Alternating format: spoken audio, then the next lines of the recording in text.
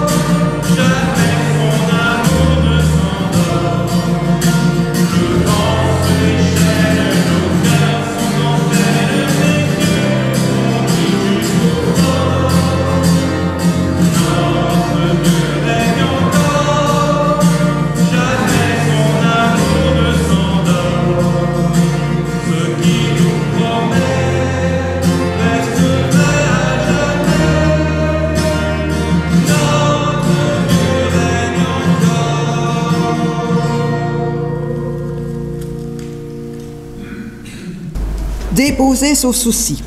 Venez à moi, vous qui êtes fatigués et chargés. Je vous donnerai du repos. Matthieu 11, 28. Il nous appartient de déposer notre charge, de la laisser à l'entrée de ce temple pour être présent pendant ce culte. Être attentif, accueillant. Déposons notre souci. Le seul risque que nous prenons, c'est de ne plus le retrouver en repartant. Je vous invite à prier. Seigneur notre Dieu, nous arrivons à l'entrée de ce culte et avec tout le poids de notre semaine, nos fatigues, nos soucis, nos craintes, nos lassitudes, nous te remettons tout entre tes mains. Prends tout, Seigneur, allège-nous, apaise-nous. Amen.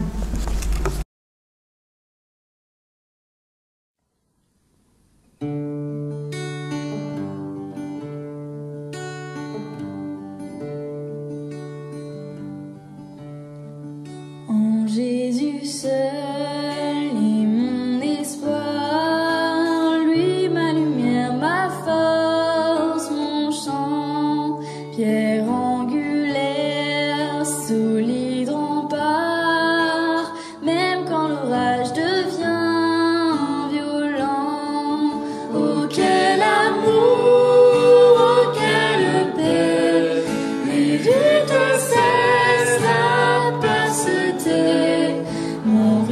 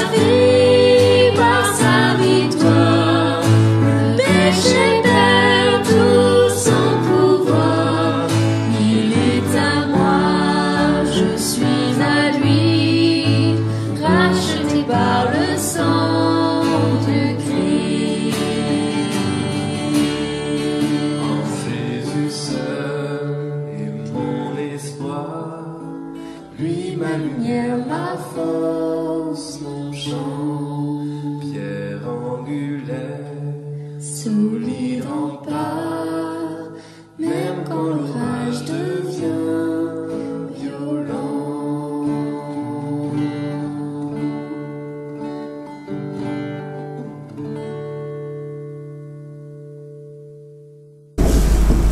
Voici le moment de la confession de foi.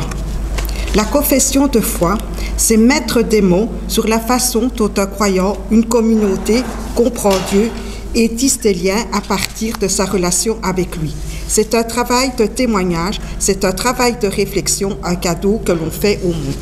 Il y a autant de confessions de foi qu'il y a autant de croyants sur cette terre.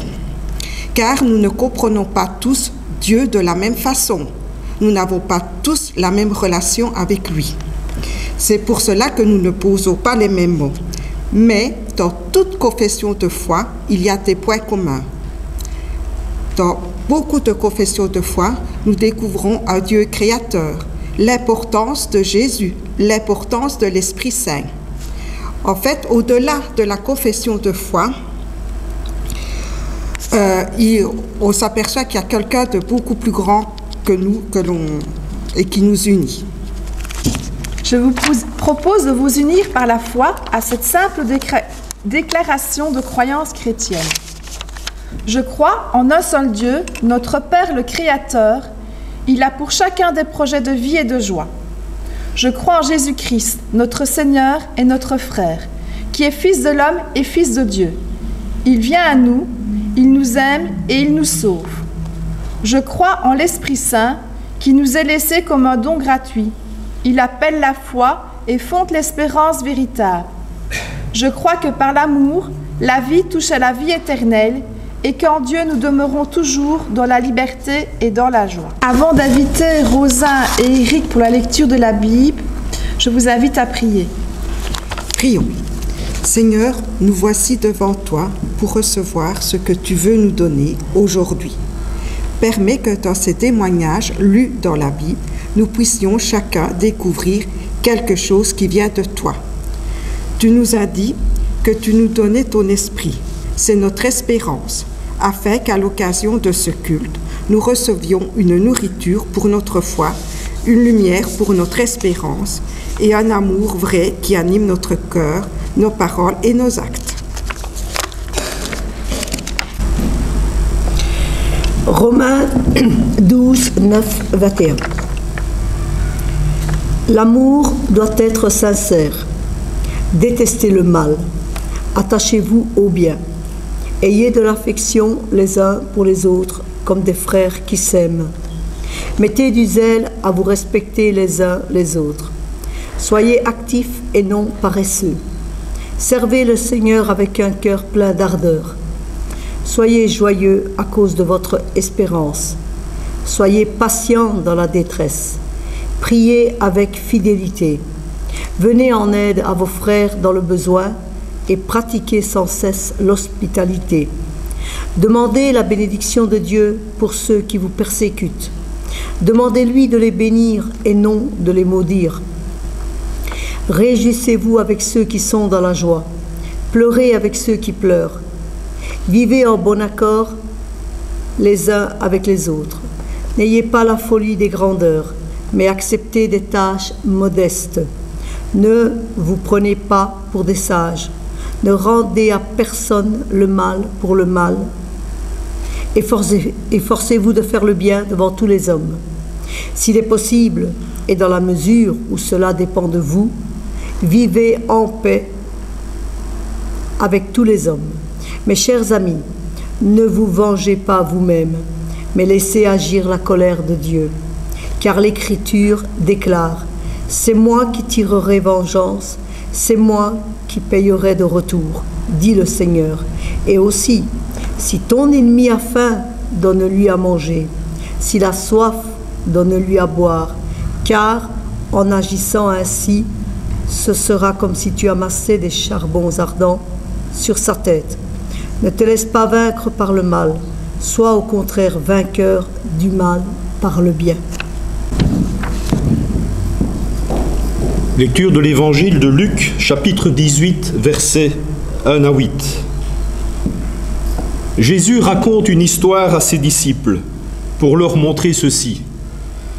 Il faut toujours prier et ne pas se décourager. Il leur dit, dans une ville, il y a un juge. Il ne respecte pas Dieu et il se moque des gens. Dans cette ville, il y a aussi une veuve. Souvent, elle va chez le juge pour lui dire « Fais-moi justice contre mon adversaire ». Pendant longtemps, le juge ne veut pas. Ensuite, il se dit « Je ne respecte pas Dieu et je me moque des gens, mais cette veuve me fatigue. C'est pourquoi je vais lui faire justice. Alors elle ne viendra plus m'ennuyer sans arrêt. » Et le Seigneur ajoute « Écoutez bien ce qu'il dit, ce mauvais juge. Eh bien, est-ce que Dieu ne va pas faire justice à ses amis qui crient vers lui jour et nuit? Est-ce qu'il les fait attendre? Je vous le dis, il va leur faire justice bien vite. Mais quand le Fils de l'homme viendra, est-ce qu'il trouvera des croyants sur la terre? »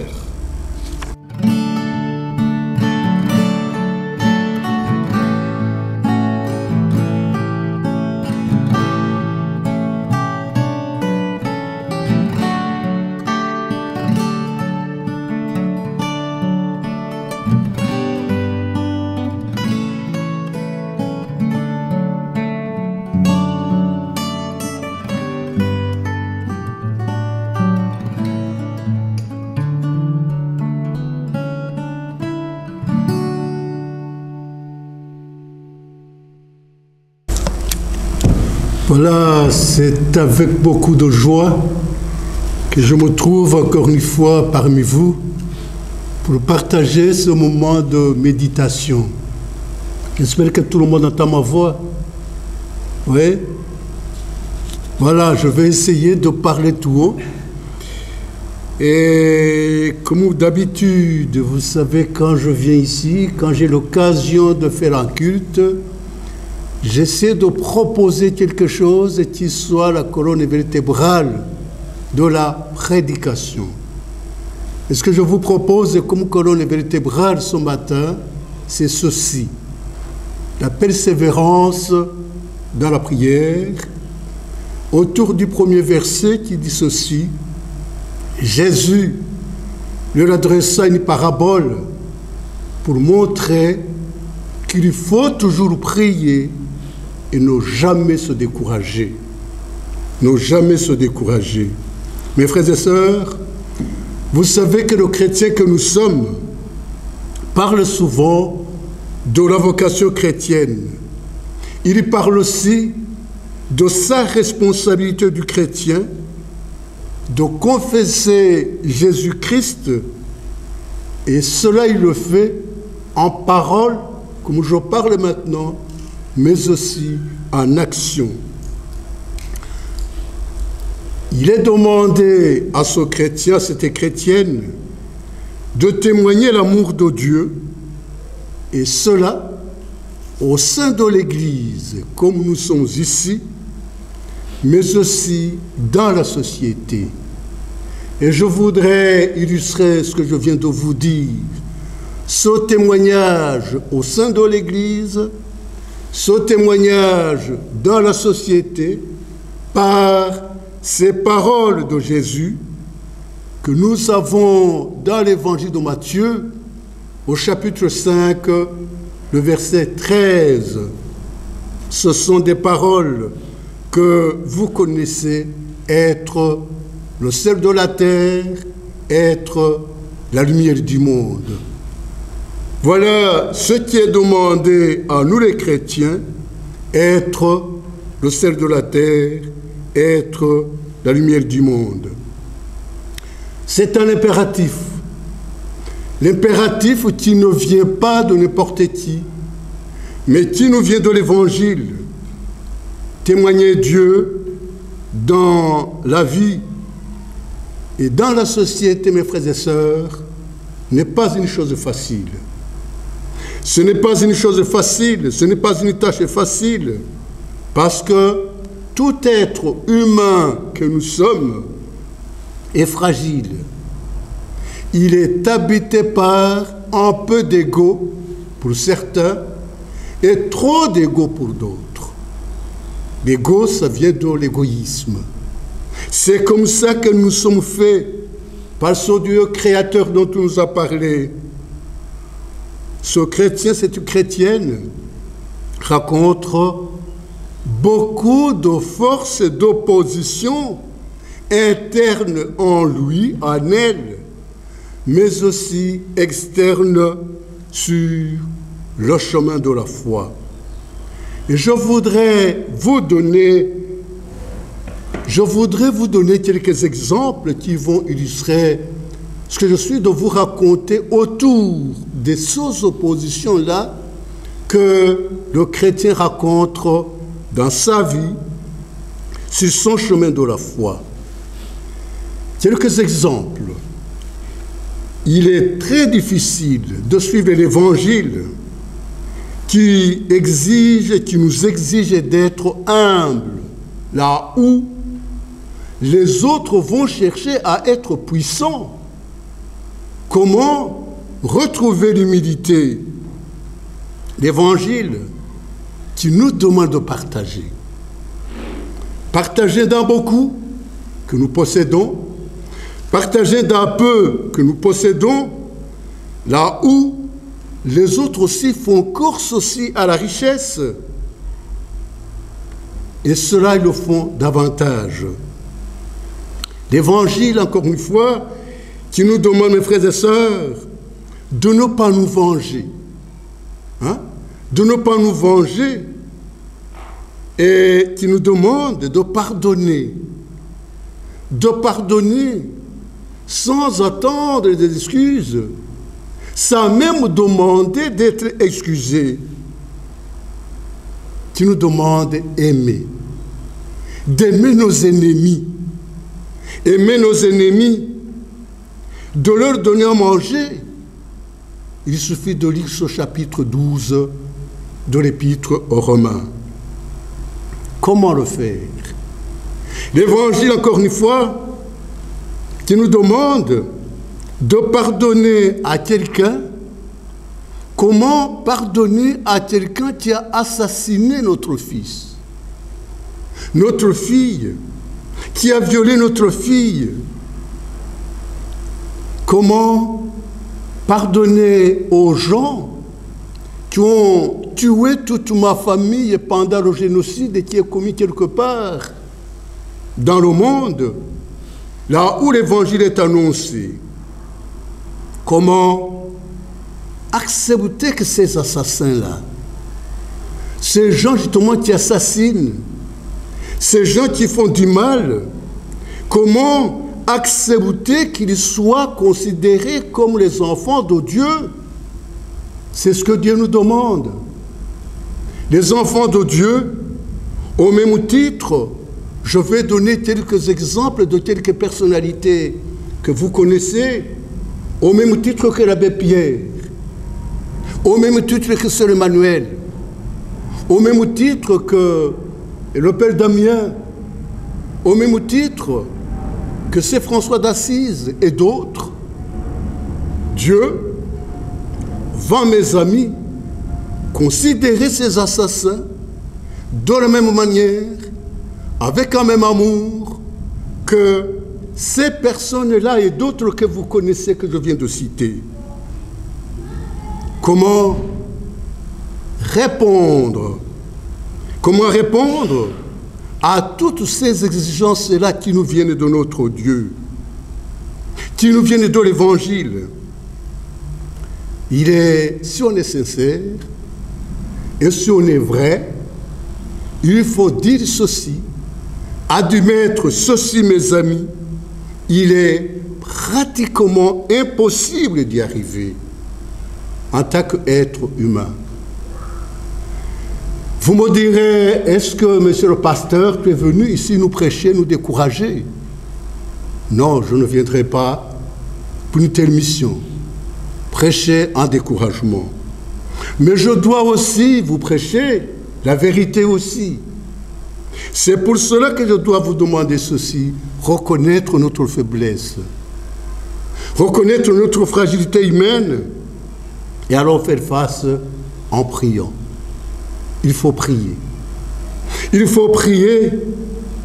Il faut compter sur l'aide de Dieu dans cette fragilité qui est la nôtre.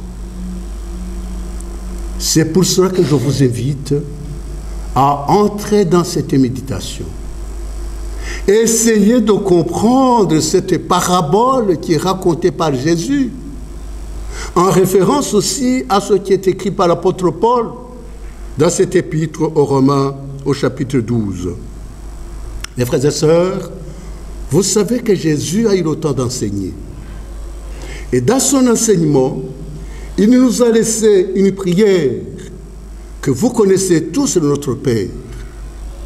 Je vous invite à revisiter cette prière et essayer de comprendre son contenu. C'est une prière très, très riche en enseignement.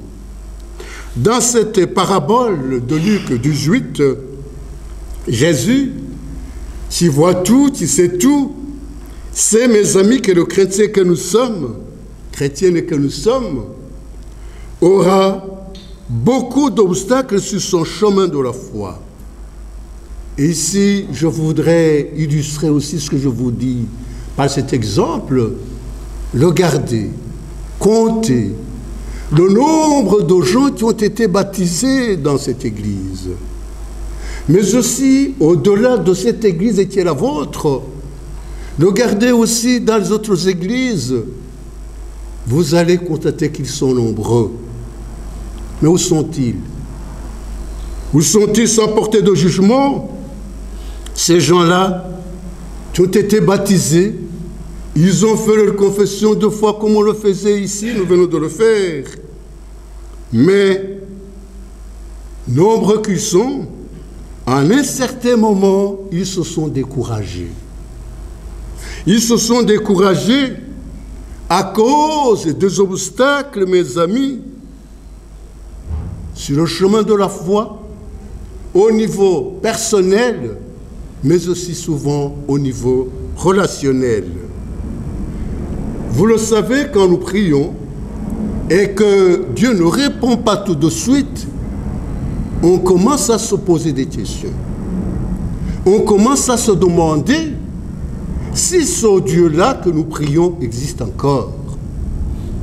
Donc, nous mettons en question à ce moment-là l'existence de Dieu, la présence de Dieu dans nos vies. Ceux que vous ne voyez pas ici, ceux que vous connaissez qui ont quitté déjà l'espace de l'Église, ce sont des gens effectivement qui ont été déçus, qui se sont découragés, qui ont été déçus par leurs prières n'ont pas été exaucées, ou qui ont été aussi blessés, découragés par les relations humaines qui n'ont pas été ce qu'ils attendaient. Ils sont sortis, ils sont partis. Dans cette parabole, Jésus ne comparait pas Dieu au juge injuste parce que Dieu n'est pas injuste. Cette parabole se trouve dans la catégorie des paroles qui ont été prononcées par Jésus et qui disent ceci: combien, à plus forte raison, Dieu ne fera-t-il pas justice à ses élus qui crient à lui jour et nuit? Voilà comment nous devons synthétiser, nous devons résumer ces paroles de Jésus. Dieu, qui est le nôtre, nous avons suivi la confession de foi, nous avons suivi ces chants-là, des choses qui revenaient justement autour de ce Dieu, et ce Dieu ne peut pas oublier ces enfants que nous sommes, qui crient à lui, justement jour et nuit, qui prennent le temps de l'implorer comme nous le faisons ce matin. Seulement, une chose que nous devons savoir, c'est que, mes amis, il faut respecter le temps de Dieu. Ça, c'est très important. Il faut respecter le temps de Dieu qui n'est pas le nôtre, dans nos prières. Il faut respecter la volonté de Dieu qui n'est pas aussi la nôtre. Nous sommes, ça c'est une conviction que nous devons essayer de ramasser, essayer d'avoir, essayer de porter en nous. Nous sommes les enfants de Dieu. Nous demeurons les enfants de Dieu, quoi qu'il nous arrive, quoi que nous ayons fait aussi. Ça, c'est vraiment une conviction fondamentale de notre Dieu. Je reviens sur la veuve. La veuve dont nous parle l'évangéliste Luc. Il nous est dit, et c'est Jésus qui raconte, vous l'avez saisi, la veuve se présente devant le juge, mais un juge qui est décrit comme injuste. Et la veuve n'a pas été reçue. Elle n'a pas été reçue, mais il ne s'est pas découragé. Le lendemain, elle était là. Le lendemain, elle était là. Le lendemain, elle était là. Je ne sais pas combien de fois elle était là. Mais ce qui est évident, c'est qu'elle a été là jusqu'à ce que sa présence puisse porter fruit. Et pour y arriver, elle a su qu'elle était devant un juge corrompu. La Bible nous dit qu'il ne respecte ni Dieu, qu'il ne respecte ni les hommes. Donc, personne n'est devant lui. Ce juge, c'est quelqu'un qui n'est à l'écoute que de lui-même et du profit. Voilà comment on peut synthétiser, résumer l'attitude de ce juge. C'est quelqu'un qui est un prisonnier qui n'écoute rien d'autre que lui-même, un prisonnier qui n'écoute que ses propres intérêts. Voilà comment on peut synthétiser, faire la plus grande description de ce juge. Mes amis, pour comprendre cet enseignement de Jésus, il faut aussi essayer de comprendre aussi la signification, le symbole de la veuve. Dans la Bible, la veuve est le symbole de la fragilité. Donc la fragilité, ce qui est vraiment fragile, quelque chose qui est trop faible.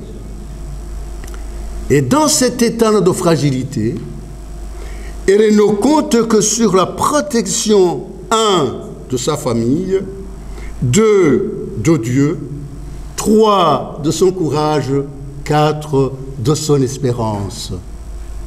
4 choses. Sa famille, Dieu, son courage, son espérance, etc. Voilà, mes frères et sœurs, ce qui est la force de cette veuve-là. Et vous savez aussi que notre Dieu, et ça c'est la Bible qui nous le dit, qui nous l'enseigne, notre Dieu va se servir des gens pour protéger les autres, pour protéger sa création. Cette veuve fait partie des autres catégories de personnes que vous connaissez, ayant toujours un statut spécial et qui jouissent de la protection de Dieu de la Bible. Je ne sais pas si vous savez repeler les 3 personnes. Je peux vous laisser parler pour ne pas somnoler aussi un peu. Il y a la veuve, quand Dieu est en révolte, il dit, vous ne pouvez même plus venir dans ma maison. Vous ne pouvez pas apporter l'offrande. Vous ne pouvez pas apporter les dîmes. Par exemple, Ésaïe, le prophète Ésaïe au 1er chapitre. Dieu reproche à son peuple qu'il y a 3 personnes qui sont opprimées. Qui sont-elles ces personnes? Il y a la veuve, je l'ai dit. Deuxième catégorie. Hein? Très bien, parle tout haut. L'orphelin. Voilà. Pourquoi l'orphelin doit être protégé?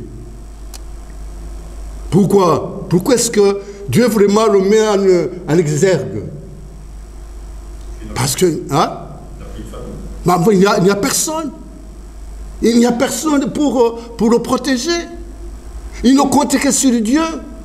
Et c'est là où Dieu, justement, va intervenir vers son peuple, dit, voilà ce que vous devez faire. Troisième personne de la catégorie, c'est qui? La veuve, l'orphelin, puis cherchez, vous le savez. Hein? Attention, lisez votre Bible. Regardez ce qui est écrit en Ésaïe au chapitre 1, où Dieu dit, je n'accepte même plus vos offrandes. Je n'accepte pas vos dîmes. Je n'accepte tout ce que vous apportez dans ma maison. Allez, sortez. Parce que l'orphelin, la veuve, et puis l'étranger,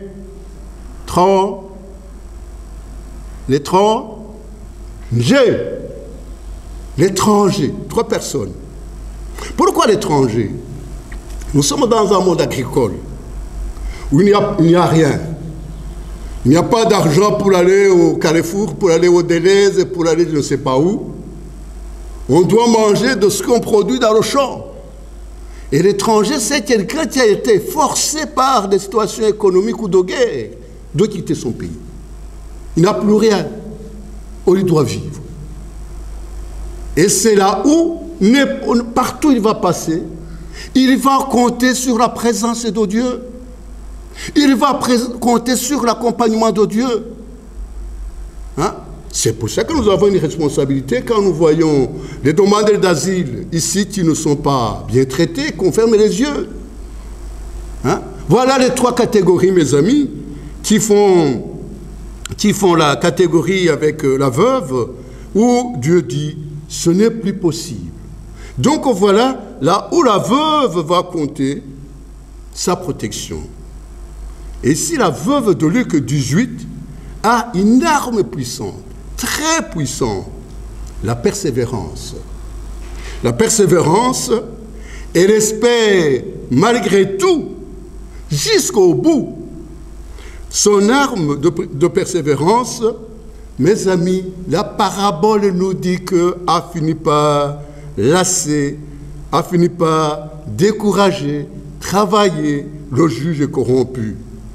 Il a fini, le juge, il a fini par accéder à sa demande, non pas parce qu'il avait changé dans son intérieur, mais parce qu'il avait été terrassé.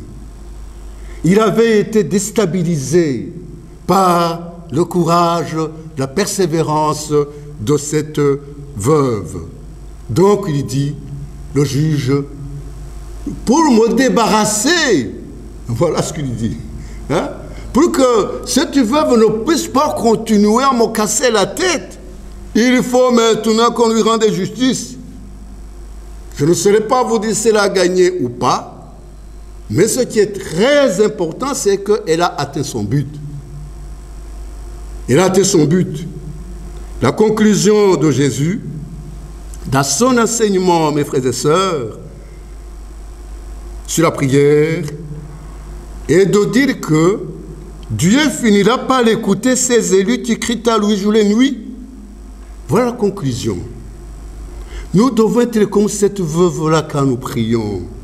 Et Jésus termine la parabole par poser une question fondamentale que nous devons essayer de nous poser en tout temps, en tout lieu. Et la question est celle-ci. Quand le Fils de l'homme viendra, vous connaissez, je pense, au verset, trouvera-t-il la foi sur la terre? Dans la version que nous avons lue, c'était, si vous avez suivi, ce n'était pas la foi, c'était les croyants. Hein? Quand le Fils de l'homme reviendra, trouvera-t-il la foi, les croyants, dans la version qui a été utilisée sur la terre? Mes frères et sœurs, Que devons-nous essayer de retenir de cet enseignement de Jésus? Nous devons savoir que la prière n'est pas une baguette magique comme certains le disent. Les gens qui vous disent que la prière est une baguette magique, ce sont des charlatans. Excusez-moi de prononcer ces termes-là. La prière n'est pas une baguette magique pour trouver la réponse à nos soucis. Prier, pour être exaucé, mes frères et sœurs, ne doit pas être une condition d'être chrétien. Si tu deviens chrétien parce que tu attends que tes prières seront exaucées, tu as raté le chemin de l'appel de Jésus.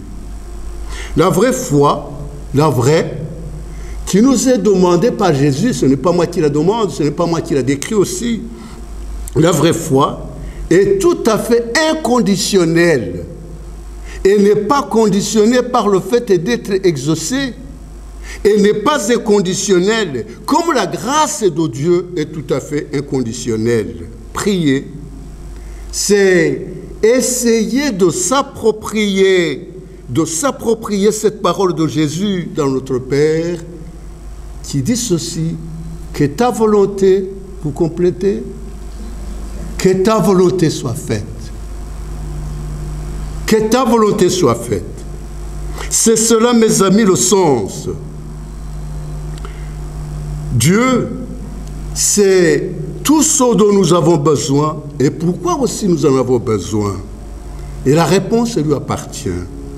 Mes frères et sœurs, je ne suis pas venu ici, encore une fois, pour vous prêcher la fatalité, pour vous prêcher la résignation, mais vous encourager à essayer de trouver le vrai sens. Le vrai sens est de la foi, le vrai sens est de la prière. C'est très important. Prier, c'est persévérer. Prier, c'est espérer. Prier. Prier, c'est essayer de garder la confiance, essayer de garder la fidélité en Jésus. Prier, c'est aussi un moment, une disposition de faire taire les voix, ce qu'on appelle le soi, le karma chez le bouddhiste, pour laisser place à une autre voix, la voix de notre Créateur. Prier, c'est aussi prendre le temps de se déplacer, que l'on soit à la maison, que l'on soit ici, pour entrer dans le palais de notre Seigneur, la maison de Dieu, qui est la maison de la sanctification, qui est la maison de l'édification, et en disant ceci, que l'on doit demander à Dieu, construis-moi Seigneur, fais de moi ton instrument dans le monde, comme tu veux, et non pas comme je veux. Prier, mes frères et sœurs, c'est avoir la force d'attendre sans jeter l'éponge. Prier, c'est attendre sans se décourager ni désespérer. C'est dans la prière que l'on a justement la force, de tenir. Par exemple, quand on est en face d'une longue maladie, une maladie qui ne guérit pas, une maladie qui devient chronique, comment est-ce qu'en tant qu'être humain, on peut tenir? Et c'est par la prière qu'on peut arriver à tenir, qu'on peut arriver à ne pas renoncer à sa foi. La prière, c'est bien le moment d'être façonné, de se laisser façonner, de se laisser reconstruire par la présence de Dieu dans nos vies. Quand on prie, on se met dans cette position du potier qui travaille son argile. Vous voyez là, l'argile, cette terre qui est dispersée, que le potier va prendre et puis va travailler, et puis vous savez ce qui sortait dedans. C'est cela aussi la dimension, mes frères et sœurs, de la prière, c'est aussi se laisser façonner. C'est dans la prière de persévérance que tout chrétien va essayer de maintenir la mèche de la foi. Vous voyez, vous avez éteint vos chaudières, mais il y a la mèche, une petite lumière qui vous montre que la chaudière est encore en fonction, qu'elle n'est pas en panne. C'est cela aussi notre foi. Maintenir cette flamme-là, cette mèche-là de la flamme pour habiter, demeurer la maison de Dieu que nous sommes, demeurer l'espérance de Dieu pour toujours. Je voudrais terminer pour vous laisser aller manger. Hein? Je suppose que vous avez faim. Je voudrais terminer par vous dire ceci, hein, ce que j'ai commencé au début. Hein? Je reviens au commencement. Et le commencement, c'était vous dire que prier, c'est être dans une disposition, dans une conviction qui dit ceci, persévérance dans la prière. Et le premier verset, Jésus leur adressa une parabole pour montrer qu'il faut toujours prier et ne jamais se décourager. Amen.